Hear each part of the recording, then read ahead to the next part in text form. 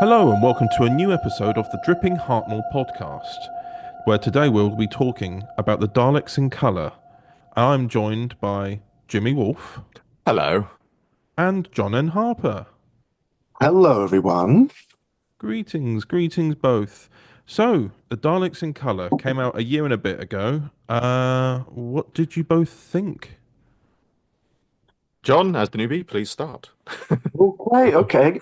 So when I first watched it, I saw it on the telly. I wasn't watching the BBC iPlayer because my laptop was far away. It was downstairs.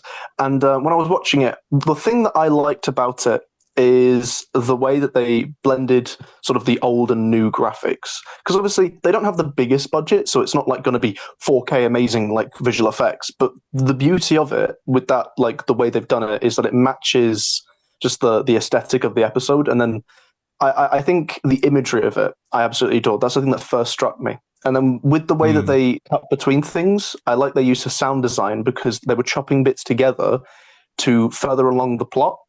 And I like that. There are obviously some bits we can talk about later on with like later on in the story, but specifically the first act, I absolutely adored that bit. Really did.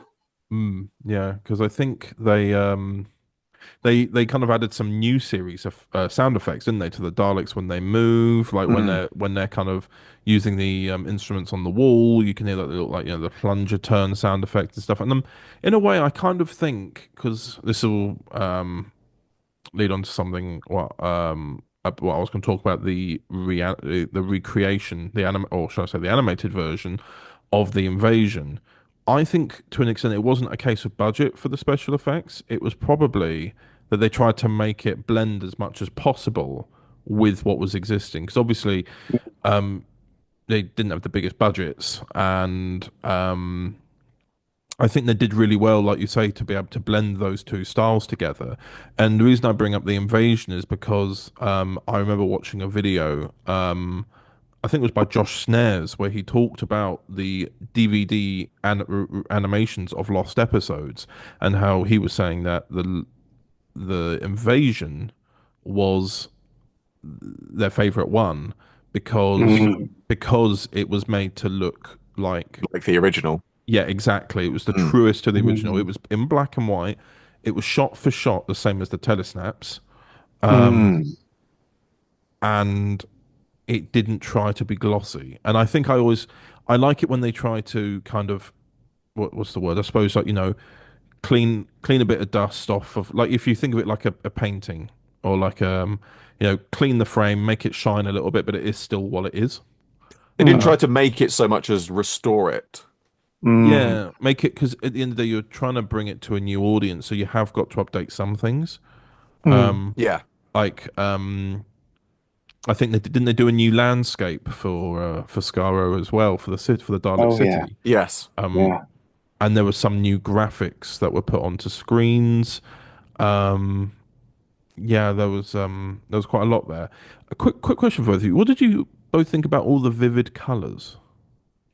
I I really loved it because one of the things that for those people who may not know this may know it, I am a bit of an old film and TV buff, and there's I maintain to this day that films have never looked as good as they did when they used Technicolor.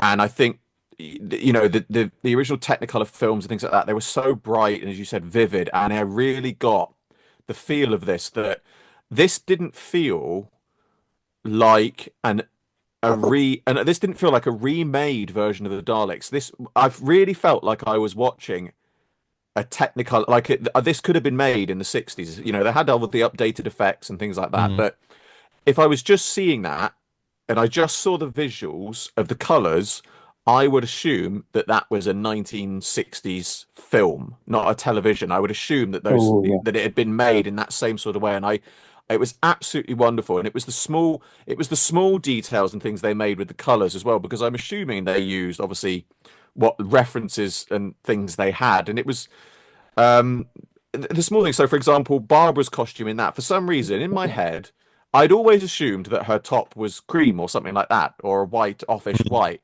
The fact that they did it in this bright, vivid pink, it didn't look out of place.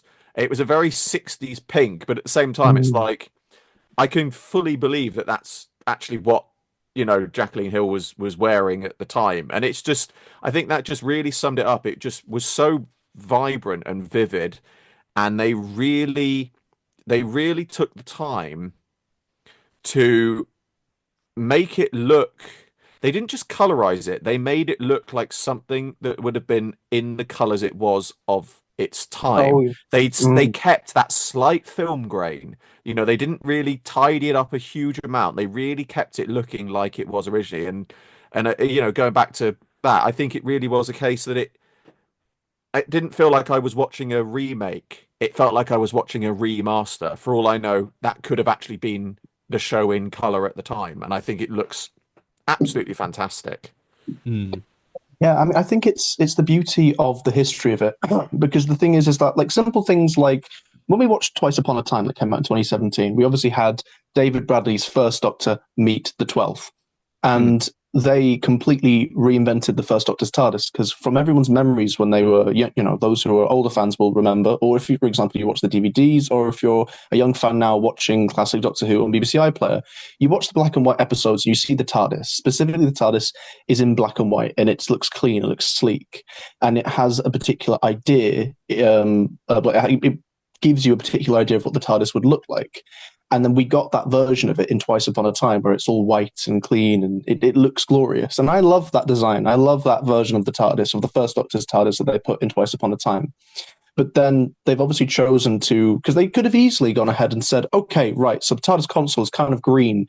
Let's not do that and make it all white. And they could have easily changed that, but no, they kept it true to the time. And that's what I think I love about it in that sense. And I echo your sentiments there, Jimmy, in the sense of that they are honest, and it's a remaster, not a remake. And while obviously to cut for time, there's a lot taken out of it. It's concise. It's very concise on what the story is, and all of the story elements do flow together naturally. And that creates a very fast-paced piece of action, while also staying true to the aesthetic. And I think visually, with the story, it is the most true to the 60s. Like think Alice in Wonderland, whatever. Not Alice in Wonderland? I don't know. Come back to me.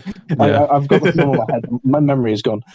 But basically, yeah, like it's visually true to the time, while also updating it for a modern audience with light uses of CGI, with with the occasional modern sound effects and stuff like that. Like even the TARDIS doors, when they step out, if you're eagle-eared, you'll hear that they use like the modern TARDIS door sound effects.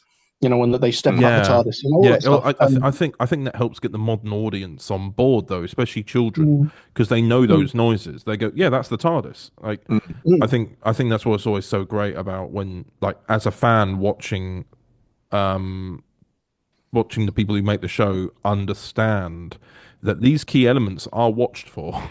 I always think back to An Adventure in Space and Time when Hartnell is saying, "No, I've got to pull this switch because this is where the children saw me pull the door switch. If I move it there, they'll notice."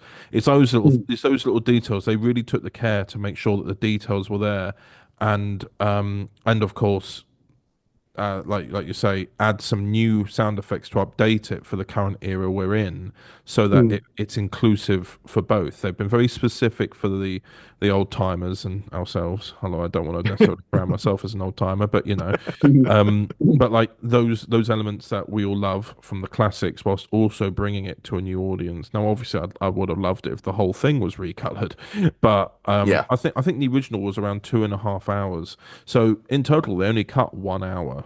And a lot of it was actually, I think, them climbing through the caves. That it was the trek, but from the Thal camp to the city, which made up a few parts, and they just cut that, which I can understand why. Because when you watch Daleks in color, they got back from the city so quickly when they ran initially that I'm not surprised that they just thought we should cut this bit, because I can see how you've just shown the new audience that it takes no time at all to get back from the city to their camp.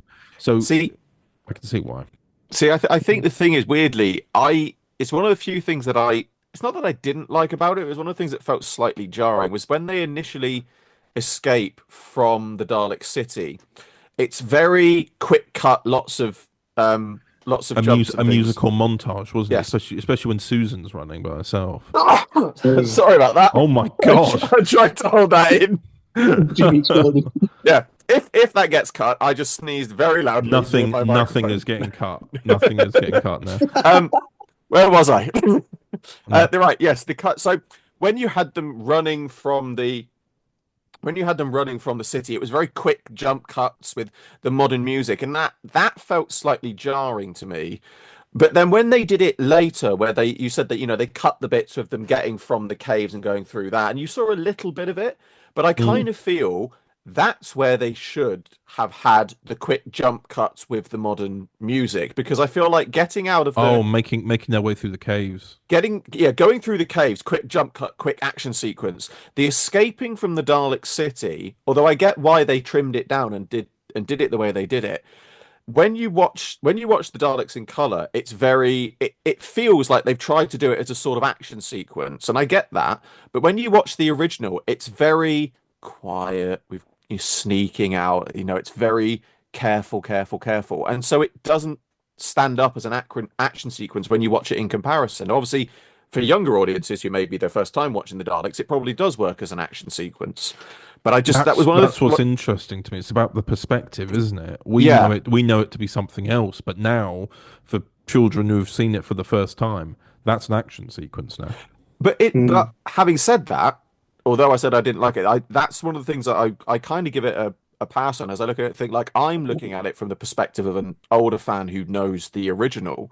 But now if this is perhaps something which encourages younger audiences to watch the full thing, then I think that's a good thing. But my worry is that they're going to watch the original, and when they're escaping from the Dalek city, they're going to watch it and they're going to go, "Why is this so quiet and so slow?" I feel like that was the wrong bit to make an action sequence. I would have said, leave the escape in the way it was meant to be. You could cut it down still. You could still trim it down, but leave it how it was meant to be, and then make the caves bit the big action running sequence like you'd have in a new series episode. Yeah, I think with these kind of scenes, I completely understand why. Because a lot of classic Doctor Who had 4 to 12 part stories. I think there's only one parter, and that's Mission to Unknown. But the thing is, the whole idea of the Doctor's stories through the classic era, especially during the 60s and 70s, with a lot of the Doctor getting locked up or going on really long missions, usually dictated by budget or spatial reasons. Like they might not be able to go on location, so they have to film it in a studio, but they've only got so large of a space, so they kind of have to keep things in one place. I think that's probably what got the Base Under Siege stories to be so one, popular, and two, commonly put in. And the thing is with classic Doctor Who, a lot of people will go and look at that and think, oh, you need to cut it out. I don't think you necessarily need to cut it out, because I think with media, the one thing that I believe with media is that you don't have to push everything to be highly action oriented, because sometimes sitting down, taking a breather with a piece of media can give you a lot of thoughts about it. And that can be when the audience falls in love with that particular part of the media that you're watching, whether it's a really, really fast paced film. It's those moments where you have characters either doing something that requires a slow pace or just sitting down and sitting with each other. You don't have to have constant action, because with a piece of media, the way you get someone attached is that you show them all parts of a particular kind of character, because it's the idea of relating to an audience. So you sit down with them while also running with them, because a person, can run, can jump, can, in terms of that spiritual, with the adventure of it. But not everyone can do that all the time. You can't always keep up with that. You can't always relate to always being that. So the sit down, I'm an introvert, so maybe I'm biased. But you make a very valid point, though. Very valid. I think as well. I don't think this was necessarily an intended. I was going to say consequence, but that's the wrong word. I don't think this was necessarily an intended comparison, shall we say? But it is interesting, I think, to note. Because obviously the classic episodes, the classic series, they were made to be serialized. They were made to be stories that went out week by week. Now, modern Doctor Who is 1, maybe 2 stories. The whole point, it's a very condensed thing, and they don't drag it out, and not in a bad way. But I think doing the Daleks in color and condensing it down into a single episode, and the War Games in color and any other ones they choose to do in future, it certainly makes for an interesting comparison in the way that television, specifically the show as Doctor Who, has changed. Because you realize, and I suppose some people could see this as a positive and some people could see this as a negative, but you realize how much of an episode, a classic episode today, would be considered filler. It's not filler, it's important to the story because that's the way it was told back then. But you do sort of realize, thinking, actually, there is a lot in there that they would never even consider putting into a story today. Yeah. It's the thing where, like, you know, having like I'm going to go on a bit of a mild tangent. Like, think Planet of the Spiders, the episode where John Pertwee is chasing what's his face, Yeah. you know, with that, That narrows it down. Yeah. Yeah, but no, it's that 20-minute long chase sequence. You wouldn't do that now because you'd just be sat there thinking, why is this going on for 20 minutes? But imagine being a kid and watching that. That's the image you're left. You were on the edge of your seat. Yeah, because it's 25 minutes of pure action, and you don't get that often. And then you've got to wait a week before you get any more. And that's the joy of the classic era, and that's the joy of older television, is that you had to leave. There was a whole week, and you were promised a lot more weekly episodes, so it was spread out over a longer time. Which is why I think that could be a nice experiment for the future of Doctor Who, whether in 10, 20 years. Try a classic format, 25-minute episodes. Don't air them like weekly in 25-minute formats. Like, create 2 25-minute episodes aired weekly on a Saturday night in the same like 50-minute time slot or something like that. But just an experiment to see, you know, while on airing, it might not come across that way. But imagine going on BBC iPlayer or watching it on DVD. You're going to have that experience and you're going to have that feeling that time has passed, you know? And it allows you to live with the characters a bit more. It tricks your brain mostly because there's not too much difference there. It's still the amount of time, still the same amount of length of production, but it's just a different style. And I think that'd be quite interesting to explore. Rather than an 8-episode series of 45 minutes, try a 16-episode series of 25, but air them twice a week, you know? Yeah. No, I get you. Yeah. I think one of the... Sorry, carry on. No. Carry on, Jimmy. Carry on. No, all I was going to say was one of the other things that I want to bring up as well, which occurs towards the end of the episode, is we got a bit of a montage of colorized scenes. I enjoyed that very much. It was absolutely wonderful. And one of the standout bits for me was we got a brief clip from Daleks' Master Plan, where you see Stephen and Sarah cornered by a couple of Daleks, and obviously we finally got on screen the mutation of time red Dalek, because that's never really appeared. It's appeared in audios and things like that, but that was always a mistake of a miss. So it's nice to see that. But then we also got this wonderful. There was a blue domed Dalek, which appears to be a chase guard, but a sort of standard Dalek, and it's got slats and everything. But I loved that they could just fling things like that in, and it works really well. One of the things as well, I believe, was done at the same time, and correct me if I'm wrong, I believe the brief clips we see of the Toymaker in the Giggle were also colorized at the same time, because was it Kieran Hyman, I think, did the colorization. He might have been one of the people that did the colorizations, but he posted on his Twitter like a couple of extended clips of the bits that he'd colorized from the Celestial Toymaker, and it looks absolutely fantastic. And I have to say, obviously, I appreciate there are certain controversies surrounding the Celestial Toymaker, and that, you know, that for reasons, obviously, with the reconstruction of the animation they did make changes to that. But I have to say, if I was ever going to see another story colorized, I think the Celestial Toymaker would be, because it's such a colorful story in itself. That is one of those ones that you could just really have such vibrant colors.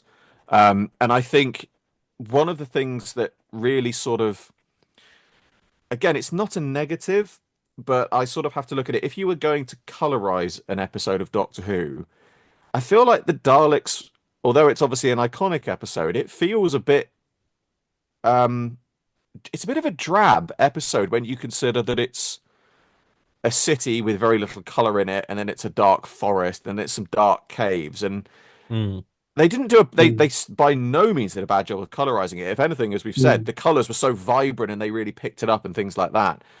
But I sort of look at it and think like it was a good way to start. It's perhaps not the episode I would have chosen myself, Mm. but I Mm. also appreciate that I'm saying that as a fan, and I can't deny the popularity of the Daleks in color. So I'm perfectly Mm. prepared to admit that I may be very much wrong there. But you get what I mean. It's odd that you would choose one that's sort of got a, like I said, quite a drab general Dalek city. Because Mm. I think what it was is when I was preparing for the Daleks in color, I think in my head I felt like that they were going to colorize it to match the sort of coloring of the Dalek movies. Mm. I felt like that's the route they were going to go down potentially, and I was perhaps a little disappointed that they didn't do that. But again, I appreciate that that is very much a Mm. personal opinion, and I appreciate that there may have also been obviously legal limitations that would prevent them from doing Yeah. that. Yeah. I think with the whole thing we were talking about, like the Daleks and stuff like that, with you were talking about like the Dalek story itself and all of that. I This is something that I think, with what I think is interesting with the release of the colorization compared to the original, because we've been banging on about how it has vibrant colors and it's so bright. And it's obviously edited and produced in a different way. It comes across as a much more action oriented story. There's a lot more of Mm. quick cuts. Hmm. And this is the thing where this conversation has helped me think that it's intentional, because think of the tonal difference and the tonal shift between this and the original story. The reason I think it probably caught the minds of the young when it came out is that the beauty of it being in black and white is that it feels so sterile. It feels dark, because you see that silver city in the original copy, and then you also Mm. look at the trees. It's petrified, no color, nothing. And it's obviously brought up, it's elevated with the remake, but I'll go on to that, in the sense that the originals, like the original story, is a seven parts. I'm pretty sure 7 parts long, and Yes. it is Hmm. quite chilling to the bone, especially with those long drawn out sequences, which modern audiences may not be able to pay attention. But imagine being a kid getting those 25-minute installments every week for 7 weeks. You are constantly left with this really dark and grungy idea of the Daleks. It makes everything feel cold. It's very cold. And what I find is interesting with the colorization, brightening everything up. And that's what I'd say is like the like probably a good example of what the Hooniverse is. It feels very bright at the moment. Everything feels like it's glazed in starlight in like an allegorical sense, in the sense that we had that original story. It's dark, it's gloomy, it's really drawn out. It's drawn out. Don't get me wrong. I think it would be best like 5 or 6 parts. From my personal perspective, as someone who grew up in the 2000s and had it on DVD and was sat there at like 6 years old going, "When's it over?" um, but that's because I watched it all at once. I was sat there for 2.5 hours thinking, "Can I go to the toilet now?" And it's that kind of thing where that's a different experience, and that's the difference between. I think that's what is good about it being cut down and stuff like that. But I actually have a different opinion about the war games, which I know we'll go on to in the future. But the Yes, thing is indeed. that with this, I think it's a testament to the time it's come out in, the length of time the story is told, and the tone it's trying to give you. Because when you look back on old Who, the first thing that a lot of younger audience might be put off with is, one, it's black and white. Two, it might not be their cup of tea because it's long and drawn out. And when you sit there and watch it, you don't perceive as something coming out once a week. You perceive it as, oh God, I've got 7 episodes to watch. It's 2.5 hours and I don't know if I can concentrate that long. Which is why I think making it vibrant and adventure, like full of adventure, bright colors, all that, making it brighter is what keeps you attached to it, because the brightness of the Doctor's twinkle, William Hartnell's twinkle, which is, again, as you mentioned earlier, like you mentioned, Chad, as the adventure in space and time, with it's all this thing, that twinkle that William Hartnell has, which he doesn't even have in the story yet. Well, I don't think he gets it until Susan leaves, if I'm perfectly honest. You see glimmers of it, but it's not until the original TARDIS team leaves I think he truly learns a lot, because this is something I've been discussing with a couple of my friends, and like the main character for the Daleks and Unearthly Child, The Age of Destruction, those 3 stories, I think the main character is Ian. and I want to. I'm going to ask you one question. How Would dare you you? say that? How I dare would. you? I would though. I would. I'm sorry, but I would say the No, main no, I get, character is I get what Ian. you mean because Ian's the action hero. Yeah. Hmm. I mean, we've said that quite a few times in the previous episodes we've Yeah, done. yeah. Hmm. Whenever we've reviewed a Hartnell episode, we've always talked about how the first Doctor is very much the mind. Yeah. He figures out the puzzle, and Ian is, or whenever even moving on from Ian, is Stephen as well. Yeah. Hmm. They have been the action heroes to run in and save the girl, so to Hmm. Mm. speak. But no, I get your meaning. Yeah. Yeah, it's just one of those things. But I want to talk about Stephen. I think that's when the Doctor becomes quite interesting. You know, when Stephen leaves. I know that story technically doesn't exist because it's lost. But if anyone out there has listened to the audio, it's not the best quality, but it's when Stephen storms out the TARDIS, Mm. and you've got him sat there thinking, maybe I should go home, back to my old world, but I can't. That's when the Doctor, I think, truly becomes the main character because it is the action hero is now no longer there's a element There's of a conflict. void. Yeah, is a void because that character is no longer in agreement with a particular character that we followed for so long. And it turns your attention to him, especially when you hear the way he talks. That's when the transfer happens, I think. Not necessarily that Mm. story, but that's an example. But my question with Ian is that do you think in the remaster, sorry, the colorization, do you believe that Ian is still the main character given the way they've edited and produced it compared to the original? No, not quite actually. They Yeah, I'd Mm, agree. they actually shifted more towards the Doctor. Mm. mm, I think that's probably because, again, to a modern audience, they expect the Doctor to be both the action hero and the exposition. Because that's the way he is in the modern series. So I think they've definitely edited it to reflect that The- point. Which It's which it's to again, reflect the new times, isn't it? The new exactly, which direction of again the show. is makes for an interesting comparison about how the characters are portrayed between the two differences as well. Mm. mm, There's one thing I'd like to say actually. I would like to correct something I said earlier because just when you were saying stuff there, John, just to backtrack a second, when you were saying about the colorization and the way that they've done it. Obviously, I said about it being quite a drab episode and it's not the one I would have picked. But in all fairness, having heard you say that, I will revise that statement and actually say, in all fairness.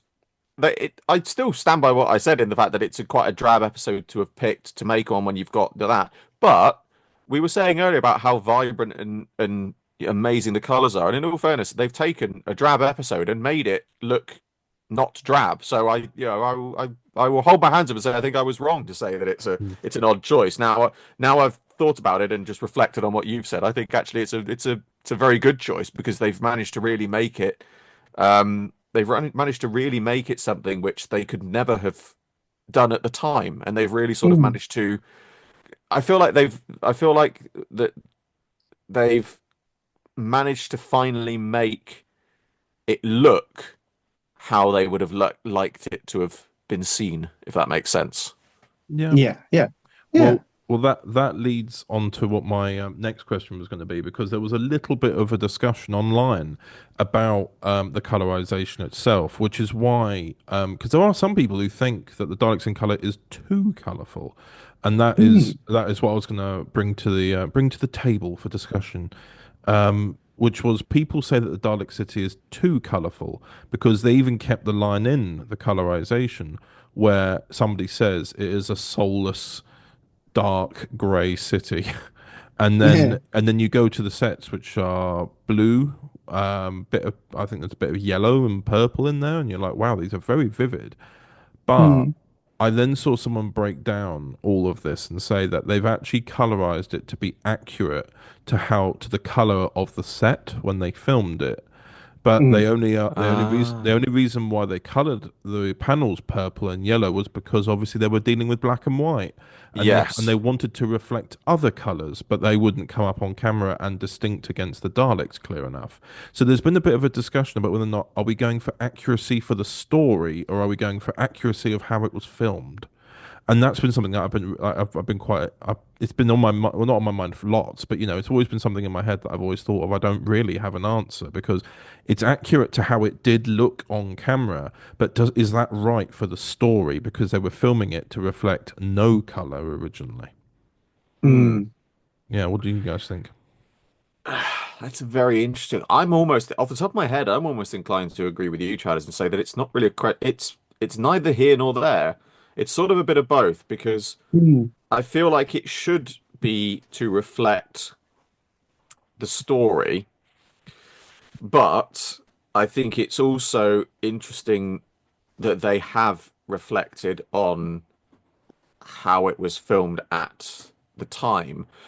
The only thing I would have said is then I would have perhaps cut the line about it being soulless and Yeah, and whatnot. that's a lot of what people found confusing, because they said Yeah, it was I think a if you cut soulless empty city, if you and cut that line, mm, you wouldn't have this discussion. But I understand. I can understand both viewpoints. Certainly, I can understand yeah, it's people that been want it to interesting. be accurate to the story, but at the same time, I think it's this is something that again we would never have seen in color. So I think it's an interesting update to Yeah. the original version that people can see how it was colorized. I suppose the only thing Mm. that I perhaps would have done would have been make it make it accurate to the story, but then for part perhaps because I have to admit I've got the DVD but I've not looked, so maybe there is already something on there. I'm sure people in the comments or whatever will say.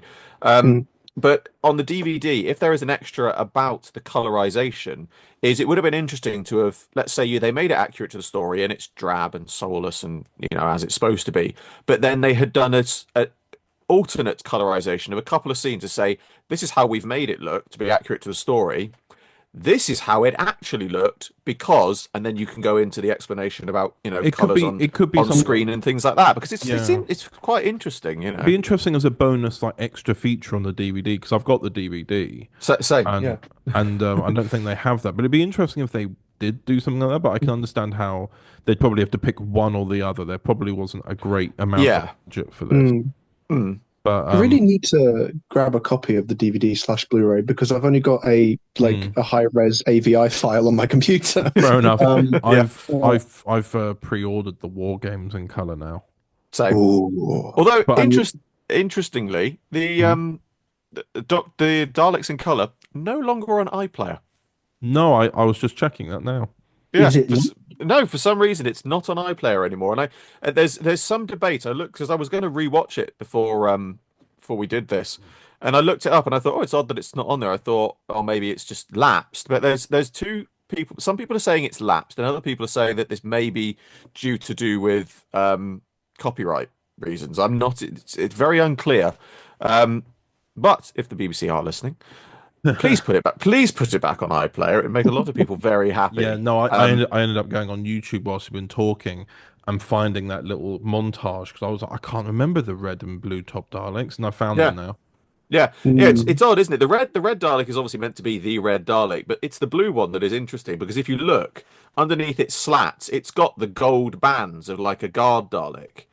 So it's Mm. odd that it's meant to be a classic guard Dalek, but Mm. it's got slats. It's an interesting Yeah. odd mix, certainly.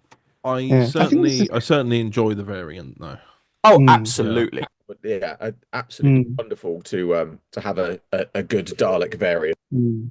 I Mm. think going back to the whole thing of it not being on iPlayer again. As I echo your sentiment again, Jimmy. With we keep it on iPlayer. It's really good. It's accessible. Keep it as accessible as possible. But this is why I love physical media. I adore Mm. physical media. Like, don't get me wrong. I don't have the greatest amount of space. I do want to upgrade all of my DVD collection as the Blu-rays come out. I don't have the money at the moment, but I will eventually. And it's just one of those things that I want that physical collection. It's not like a paranoia of, oh, the internet's going to go down or BBC iPlayer will get rid of it. It's not that kind of paranoia. It's just You the like experience. you like being able to have it to watch at your leisure and not having to Yeah. rely on anything else. Oh, I totally get that. I'm exactly the same with physical media. And it's also like if you've got like a fairly decent TV, you don't have any digital distortion. If your internet goes out, or if, like, for example, if your internet's not the greatest and you're currently watching it in 360p because that's just what your internet's capable of at the time, you're not going to get a true experience. You can't truly experience a piece of media if it's full of pieces of distortion, you know? We're heading closer to a time where everyone's going to be able to get access to not clean internet, to high quality internet speeds that will allow us to watch these kinds of things in high quality. You know, because I'm pretty sure, like, I don't know if Twice Upon a Time was released on iPlayer in 4K, but there was a Blu-ray in 4K. And Revolution of the Daleks with the 13th Doctor, where they released a 4K version of it on iPlayer. I think that was released in 4K. In fact, I remember watching it 3 minutes before everyone else because I think they accidentally released it 3 minutes early. And you can join us next week for which is better, DVD, 4K, or Blu-ray. But you do make a really good. This is the point. I think it's physical media is very underrated, and I think it's one of those things that I think it's a bit of a shame that it's disappeared off iPlayer because it's such a great thing, and obviously people can go and buy it on DVD if they so wish, but it is one of those things that there's lots of times when I want to sit down and just put on an episode of Doctor Who on in the background. It might be a classic episode, it might be a new episode, but Daleks in Colour is probably one of those ones that I would sit down and just have on just as a bit of background noise because I know the story. So I don't really have to pay a lot of attention to it. And the fact that it's a cut down one means I don't have to really concentrate on it because there's even less of the story. But it's nice to watch. Again, it's the colours. The colours are what really make it pop and really jump out. And, like I said, it's very sort of Technicolor. And I tell you what it is. I thought of it now. What the colours remind me of is very much a lot of the Jerry Anderson, Thunderbirds, Captain Scarlet, those really vibrant, vivid colours that you got in Tracy Island and Cloud Base and things like that. And it really made it look just, I can't quite put it into words, but you sort of get what I mean. It just doesn't, you could get the most high resolution 4K whatever version of a new series episode, and it would still not look as vibrant as the Daleks in Colour. Well, on that note, I think that's all of our discussion on the Daleks in Colour, isn't it? We had it's the end. It is the end, but the moment has been prepared for because there's more coming soon. Jimmy, oh yes, Jimmy. of course. Yes. It's Jimmy Wolfe. It's he me. was the Doctor all the time. I am the Watcher. Well, that sounds creepy. I'm not going to say that. I'm the Watcher. No. Anyway, thank you all for listening. Thank you all for listening. And we will see you next time where we will be talking about the war games in colour. In colour. You're wasting time. Go listen to